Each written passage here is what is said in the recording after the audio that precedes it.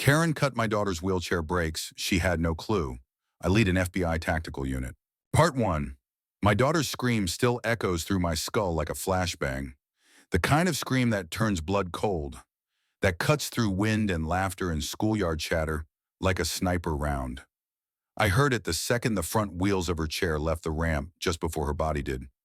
My name is Mason Decker.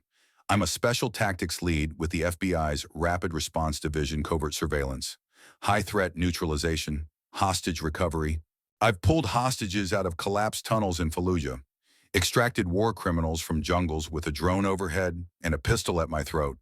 But nothing prepared me for seeing my 9-year-old daughter, Eva, crumpled at the base of the school ramp, wheelchair twisted beside her, arms bloody, one leg bent sideways like a snapped stick, and nothing prepared me for what caused it. A cut brake line, deliberate, surgical. Eva's fall wasn't an accident, it was sabotage. By a woman named Karen Godfrey, a woman who'd crowned herself queen of a fake HOA we never agreed to join, and she had no idea who I was. We moved to High Ridge Glens 3 months ago. Quiet place, green yards, a decent elementary school for Eva, with wide ramps, motorized doors, and teachers who'd read her IEP instead of pretending to. After everything Eva had endured, spinal reconstruction, months in pediatric rehab, I thought we'd found peace, that I could finally be just her dad for a while, not Agent Decker. Then Karen appeared, like mold behind a painting.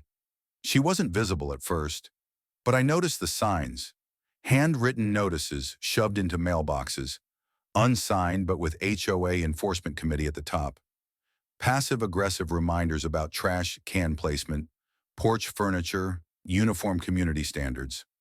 Then came the visit. She showed up wearing a navy blue vest with iron-on letters, Show Compliance Officer. No such title existed. High Ridge hadn't had an HOA since 2019, but Karen acted like she was running a boot camp. She looked at Eva's custom ramp like it was graffiti. "This protrudes past your allotted facade limit," she said, tapping a clipboard. I told her to leave. She left with a fake smile and a promise, "I hope we don't have to escalate this." I should have known. The morning it happened was field day. Eva was so excited she'd practiced wheeling around cones for a week, even taped streamers to her chair. I kissed her goodbye, double-checked her brakes, like I always do. Then I went to the precinct for a routine tactical review. I wasn't on call. I didn't expect the screaming voicemail from the school nurse an hour later. Eva's brake cables had been slashed. The ramp she'd gone down, the one Karen had complained ruined the lawn sightline, was just steep enough that, with no brakes, gravity took over. She flew off the end like a launch package. Her body hit the blacktop. She broke her wrist, cracked 2 ribs, tore both palms, but by some miracle, she was alive. The EMTs said it could have been fatal if she'd landed differently. I stood beside her hospital bed that night, holding her tiny bruised fingers, and something inside me locked into place. This wasn't a busybody mistake. It was an attack, and I was going to burn her whole kingdom of lies to the ground. Part 2. The moment I left the hospital, I wasn't a grieving father anymore. I was a tactician, and Karen Godfrey had just declared war on the wrong man. Eva's injuries were serious, but stable. The doctors had sedated her for the pain. As I watched her drift off, eyes swollen, cheeks bruised, I gave myself permission to let the fire inside me grow. And it did. It spread through my chest like dry powder touching flame. I didn't need to go through official channels yet. I had better tools: my instincts, my clearance, and 15 years of experience interrogating domestic threats who thought they were invisible. And Karen, she was cocky, careless, and sloppy. I started at the ramp. Even though the school had already cordoned it off, I asked the principal for 15 minutes alone with the scene. She hesitated until I showed her my identification, Federal Bureau of Investigation, Special Tactics. Her eyes widened. She nodded silently. The damage was surgical. Someone had snipped both rear brake cables with bolt cutters. No fray, no angle. Just a clean bite small enough to suggest precision, sharp enough to suggest intent. A bolt on the left stabilizer had been loosened, 2 just enough to rattle, not to fall off. It wasn't vandalism, it was calculated. But the real clue wasn't the brake cables. It was the smudge, near the joint of the frame, under the chair's armrest. I found a fingerprint grease and pollen. I snapped a photo and carefully bagged the piece of cable the school janitor had retrieved. My next stop, home surveillance. We'd installed a Nest system when we moved in. Most people use it for package thefts. I used it for tactical situational logging. Every angle of my front porch, yard, and garage was logged in encrypted cloud storage. I reviewed the feed from the night before Eva's accident. At 2:17, the footage caught movement, a figure in a hoodie crouched by the side of our garage. I zoomed in. It was Karen. Same chunky walk, same short hair, same damn clipboard. She moved like she'd done it before. She didn't even flinch at the camera's infrared sensor, which meant she'd either missed it or didn't care. She pulled something from her vest bolt cutters. Then the footage cut out. The feed resumed 5 minutes later, showing Karen walking calmly away. That was the last straw. I drove to the regional FBI office. I hadn't called this in yet. I needed to be careful. My daughter was the victim, which made me emotionally compromised in the eyes of protocol. But the footage, the print, the pattern, this wasn't just a family matter. This was domestic endangerment of a federal dependent. Agent Dana Merrick met me in the hallway. She was sharp, steel-eyed, and knew me from joint op training. "You look like hell," she said. "She cut my daughter's brakes," I said flatly, handing her the USB stick. She blinked. "Come again, Karen Godfrey. Fake HOA president. Been masquerading as enforcement. Caught her on my feet at 2 a.m. with bolt cutters. My daughter almost died. Dana led me to a conference room, locked the door, and played the footage. By the time it ended, her lips were thin lines. "That's more than sabotage," she murmured. "That's attempted murder." I nodded. "And I want her nailed for everything. Not just the assault. I want her fake HOA exposed. I want the web taken down. I know there's more." Dana leaned back, tapping her nails. "You want to go undercover in your own neighborhood?" I smiled grimly. "Already am." For the next week, I watched Karen like a hawk. She didn't seem rattled. That was telling. She probably didn't know I had footage. Or maybe she was arrogant enough to believe she'd done a clean job. She kept patrolling the neighborhood in her knockoff HOA vest, issuing made-up citations for lawn height and visual disharmony. But something deeper was going on. Every house she cited was familiar. A veteran, a single parent, a renter, a family of color, a pattern. This wasn't just bullying. It was targeted displacement. On Friday, I saw her drop off an envelope at the office of a local real estate developer, Boulder Pine Properties. I pulled some strings. Turns out Boulder Pine had acquired 6 properties in High Ridge Glens in the last 10 months. All had been foreclosed after fake citations caused mortgage penalties thanks to phony HOA liens. All had once belonged to vulnerable families Karen had harassed. She wasn't just power tripping. She was flipping houses for profit and using fear, harassment, and threats to do it. I brought the evidence to Dana. She got a warrant for Karen's phone records. That's when it all snapped together. Karen had been in frequent contact with Dean Lorette, the CEO of Boulder Pine. They'd exchanged dozens of texts. "Karen, this one's stubborn. Needs a safety complaint. Dean, handle it. We'll be ready to bid." Karen, her kid's in a wheelchair. Leverage that. My hands shook as I read that last line. They used Eva as bait. Dana looked at me, jaw tight. "We're assigning a full surveillance team. You ready to lead this?" I didn't hesitate. "Get me wired. I'm going in." The plan was simple. I'd pretend to back off, pretend to cave. Karen would feel secure, emboldened. I'd visit her, pretend to want to join the HOA to avoid more trouble. She'd try to recruit me or intimidate me further. Either way, we'd catch her in the act. We didn't have to wait long. On Monday, I rang her doorbell. She opened the door in a pink sweater and yoga pants. Fake cheer plastered across her face. "Oh, it's you," she said, cocking her head. Changed your mind about the ramp violation? I forced a sheepish smile. I'm just trying to keep things civil. My kid's been through enough. Maybe we got off on the wrong foot. She stepped aside. Come in. I did. Her living room looked like an HOA shrine. Binders labeled enforcement, violations, high risk, and chillingly wheelchair cases. She poured me tea like she hadn't tried to kill my daughter. Look, Mason, she said, sitting across from me. High Ridge is a community, a real one. But we need order, compliance, consistency. Some families just don't fit. You understand? I stared at her. You think my daughter doesn't fit? She smiled. I think she deserves better. A place where she won't be pitied. You mean like the houses you helped force off the market? Her smile faltered. You're on tape. Karen, I have footage, text messages, property transfers, brake cables, the whole web. Her face drained. I stood. You messed with the wrong father and the wrong federal agent. Right then, the door burst open. FBI agents flooded in. Dana at the lead. Karen Godfrey. You're under arrest for conspiracy, fraud, and attempted murder. Outside, the neighborhood had gathered. Parents, veterans, kids. When they saw her in cuffs, someone yelled, "That's for the Harris family." Another she called my son a visual disturbance.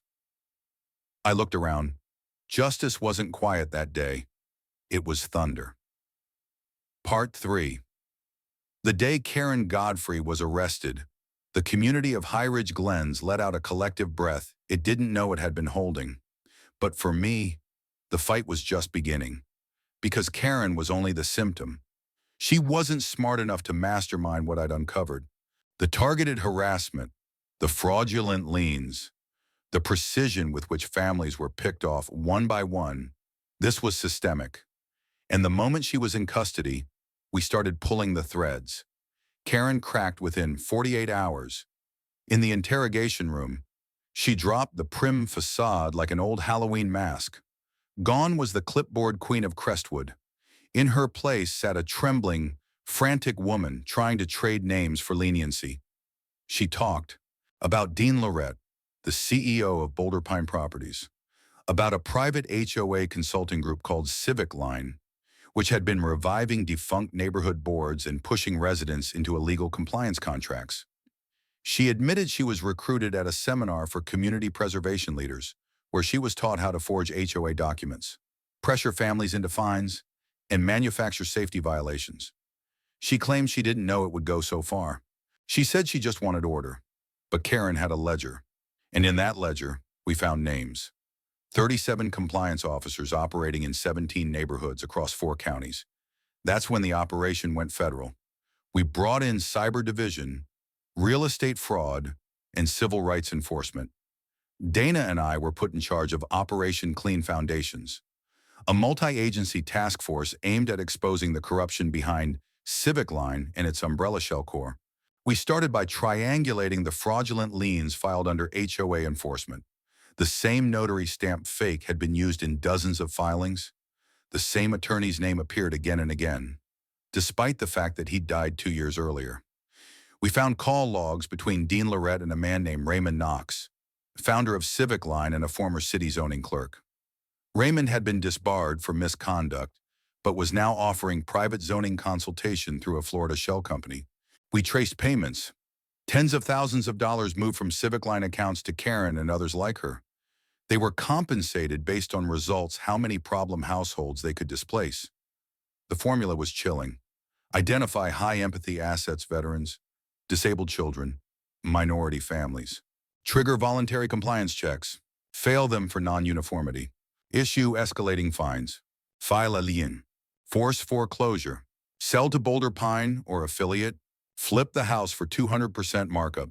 It was a gentrification machine. Polished, targeted, cruel, and we were going to dismantle it.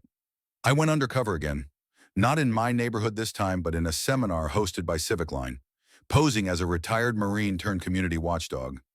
I used a burner identity, Jason Weller, neighborhood revitalization advocate. They welcomed me with open arms. At the conference forum, they presented slideshows of urban decay, mostly photos of front porches with ethnic flags, kids' toys, or wheelchair ramps. They framed it as restoring neighborhood integrity. One speaker, a man named Trent, said emotion is leverage. The more vulnerable they are, the more effective the push. They didn't even hide it. They bragged about flipping unfit households and creating income opportunity corridors. In a breakout session, Trent pulled me aside. "You've got the look of someone who gets things done," he said. "We're testing a new property cycling model in Lakewood." "You want in?" I smiled. "I'm all in." And that's when I planted the wire. Over the next 4 days, I gathered enough to blow Civic Line off the map. Recordings, emails, internal memos, training manuals. They had files on 112 neighborhoods, code books for fake HOA reactivation, lists of priority properties, each one tagged with notes like wheelchair ramp, eyesore, or PTSD vet, non-compliant flag. We also discovered how they were evading detection.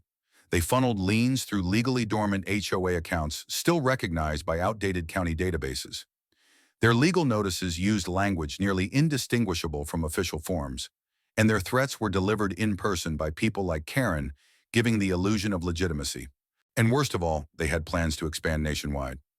We struck on a Sunday morning, simultaneous raids in Florida, Texas, California, and here in Pennsylvania.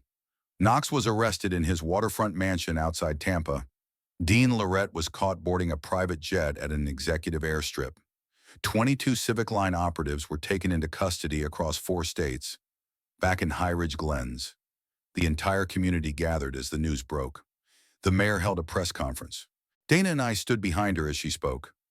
This investigation revealed an invisible war being waged on our most vulnerable residents. Thanks to the courage of one family, Mason Decker, and his daughter Eva, we've put a stop to it. When she said Eva's name, the crowd erupted in applause. I looked down at my girl, her arms still in a sling but her smile stronger than ever. She whispered, "Did we win?" I nodded. "We're winning, but even victory has weight." Not everyone had made it out of Civic Line's web intact. We met families who'd been forced into shelters, veterans who'd lost homes, parents who'd been too scared to speak up until it was too late. So we made a decision. Eva and I started the RAMP Project, a nonprofit offering legal aid and accessibility upgrades for families facing HOA abuse. We partnered with housing attorneys, civil rights advocates, and construction firms willing to build free ADA-compliant infrastructure. Our mission was simple: never again. Eva gave the keynote speech at our first fundraiser. She stood tall, in her new chair, one we designed together, with reinforced armor-grade brakes and a sleek carbon frame. "My name is Eva Decker," she said. "Someone tried to take away my safety because they thought I didn't belong. But my dad showed me that when someone tries to push you down, you rise stronger." She paused. "And sometimes, your dad's FBI." The crowd laughed through tears. But I didn't. I was too busy watching the way people were looking at her. Not with pity, with awe. Part 4. I should have known they wouldn't go quietly. People like Raymond Knox, men who build empires on manipulation, don't just disappear in handcuffs. They retreat, they regroup, they retaliate. And that retaliation came exactly 21 days after the raids. It started with a letter, no return address, just a single page, folded neatly and placed in my mailbox at home. I opened it, expecting some crackpot rant. Instead, it read, "Protect your daughter better. Agent Decker." This isn't over. No signature. Just a printed Civic Line logo at the bottom, slashed in red marker. I stared at it for a long moment. Then I went inside, locked every door, and activated the perimeter alert system we'd installed during Eva's recovery. My phone was already in my hand, dialing Dana. "They're testing us," I said. That was a message. She didn't question me. Full surveillance, 24-hour protection. Let's flush them. But it wasn't just me they targeted.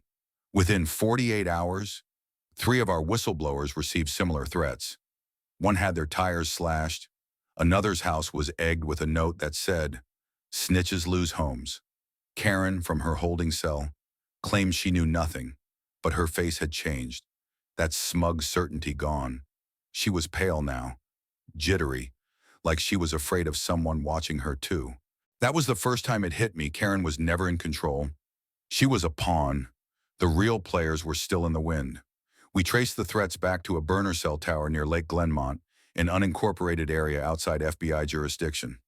No local enforcement, no HOA, no county oversight. The perfect place for a Civic Line ghost office. So I went in. Alone, Dana protested, but I had clearance to operate as a covert lead under Threat Assessment Code. I parked half a mile out, hiked through brush, found an abandoned construction trailer with tinted windows and rusted satellite dishes. I picked the lock. Inside were dozens of files, maps of future acquisition zones, dossiers of vulnerable families, photos of my house, of Eva. One showed me picking her up from physical therapy. Red circle around my back. Caption ex-military. Risk factor high. My blood turned to ice. They were profiling us, planning for us. I took every file, burned the rest, and called in the team. Within hours, we swept the compound, found shell drives with Civic Line's black contracts, undocumented transfers of property, and hush payouts for compliance officers willing to do whatever it took. That included brake tampering. That included Karen. The DOJ reopened the case this time under RICO statutes. This wasn't just real estate fraud. It was organized criminal enterprise. We hit every affiliate, every offshore account, every ghost corporation. We subpoenaed developers who once claimed ignorance, now squealing to save their licenses. The public backlash was nuclear. Media outlets picked up the trail. FBI uncovers national real estate scam targeting disabled children, veterans. Eva's story became the symbol of resistance, but it came with risk. Protesters rallied outside Civic Line's former offices. Some carried signs with Eva's face. Others held up banners reading "No more Karens," "No more fraud." But others paid trolls. Anonymous accounts began attacking us online, accusing me of faking the attack, of using Eva as emotional leverage. It got ugly. Death threats. Photos of our house leaked.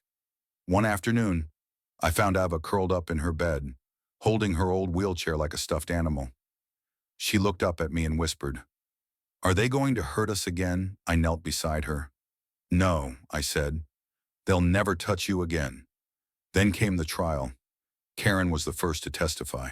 She wore a blazer 2 sizes too big, like a child playing politician. Her voice shook as she described the training, the payments, the promises. They told us the neighborhood was dying. She sobbed. They said the wheelchair ramps devalued homes, that disabled children made it harder to sell properties. Gasps in the courtroom. Karen's defense tried to pin her as a dupe, but the prosecution had the footage, the texts, the cut brake cables, and they had Eva. My daughter took the stand. She spoke clearly, bravely. I thought she wanted to help me. She said the ramp was dangerous, but I didn't know she meant she was going to make it dangerous. The jury wept. So did I. Karen was sentenced to 25 years without parole. Raymond Knox, extradited from the Cayman Islands, was convicted of racketeering, wire fraud, and conspiracy to endanger children. He got life. Dean Lorette flipped mid-trial and took a plea deal in exchange for full disclosure. His testimony implicated 27 other Civic Line-linked developers. One by one, the dominoes fell. The fake HOAs were dissolved. The stolen homes were returned, and the families came back. But it wasn't just about punishment. It was about rebuilding. We used Civic Line's seized assets, millions, to fund a national program called Fairground. It offered legal counsel to HOA-affected families, pushed for zoning reform, enforced transparency in neighborhood associations. And at its heart was the ramp project named after the structure Karen once called an eyesore. That ramp became a monument, not to what broke, but to what stood firm. A year later, Eva and I stood before a crowd in East, where a new federal bill was being signed, the Homeowner Equity and Protection Act. aimed at closing loopholes used by fake HOAs and ensuring disability protections in every neighborhood. She held my hand and whispered, "We did it, Dad." I nodded. But I knew it wasn't just us. It was every voice that refused to stay silent, every ramp that wouldn't be torn down, every child who dared to roll forward, even when the brakes were cut. Part 5. The courthouse was still standing, but the system inside it had changed. After the final sentencing, after the reporters packed up and the Twitter threads cooled down, something subtle but powerful began taking root across the country. People were asking questions about who really owns their neighborhoods, about who decides what's normal, about who gets to feel safe and who doesn't. And for the first time in years, people were listening to each other instead of staring at property lines. 3 months after the Civic Line network collapsed, we returned to High Ridge Glens not as survivors, but as builders. The town council, once frozen in apathy, passed a new charter that permanently banned private enforcement groups without official government registration and oversight. They called it Eva's Rule, and our house, once targeted for visual disharmony, became the first stop on the community healing tour. The old wooden ramp rebuilt, this time with etched metal sides featuring Eva's name and the words, "No path is ugly when it carries courage." Families came from 4 states just to walk it, or roll it, but the deepest rebuilding didn't happen in laws or concrete. It happened in hearts. There was Mrs. Lee, the Korean War widow who returned to her foreclosed home after nearly a year in a shelter. The neighborhood kids helped her replant her garden. She cried when someone brought her back her missing wind chime. There was Andre, a Marine amputee who had been fined into eviction for unauthorized flags. We helped him raise the same flagpole this time, higher, and the HOA couldn't touch it, because there was no HOA anymore.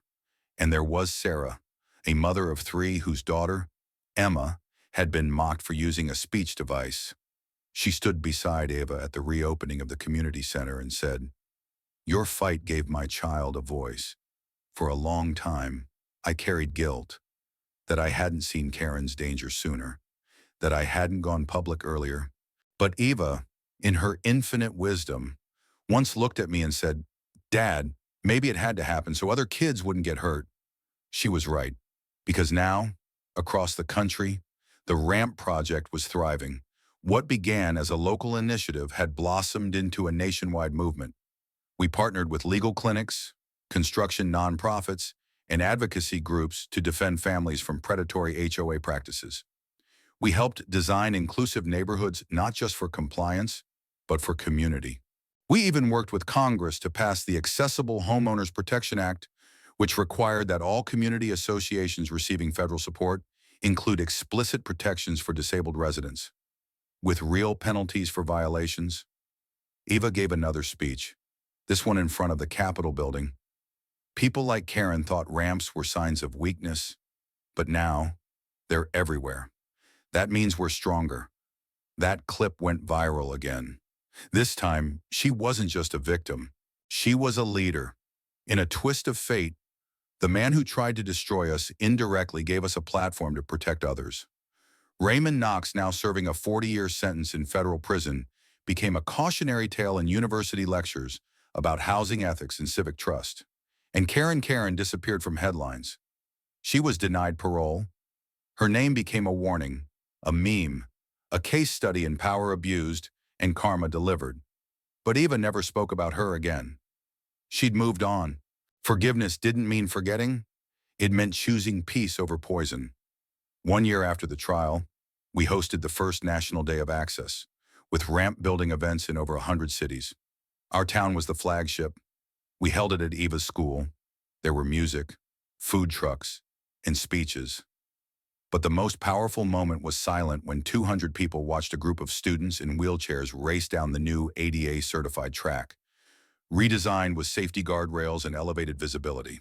Eva won. Of course, she didn't just win the race, she built it. That night, after the crowd left, I sat beside her on the porch as dusk settled over High Ridge. She leaned into me, tired but glowing. "You okay, Dad?" I nodded. "More than okay." We sat in silence for a while. I thought being strong meant never crying, she whispered. But it really just means not quitting. You didn't quit, I said, brushing a loose strand of hair from her face. You fought harder than I ever have. She smiled. That's because you taught me how, and that's the real legacy. Not the court victories, not the policies, not even the ramps, but the belief that ordinary people, parents, kids, neighbors, can stand up to something massive and cruel and rooted in fear and change it. That neighborhoods aren't supposed to be about rules. They're supposed to be about each other. The next spring, a journalist from Time asked me if I would have done anything differently. I thought about it. About the fear, the fury, the near losses. No, I finally said, because every time someone rolls up to their front door and feels welcome, not watched, we win again. Ava turns 12 next month. She wants to go rock climbing. I asked her if she thought her wheelchair could handle that. She looked at me like I was clueless. Dad, she said, grinning, you rebuilt a whole system. I can handle a wall, and I believe her. Because if Karen taught us anything, it's that walls don't just stand to divide. They stand to be climbed. The end.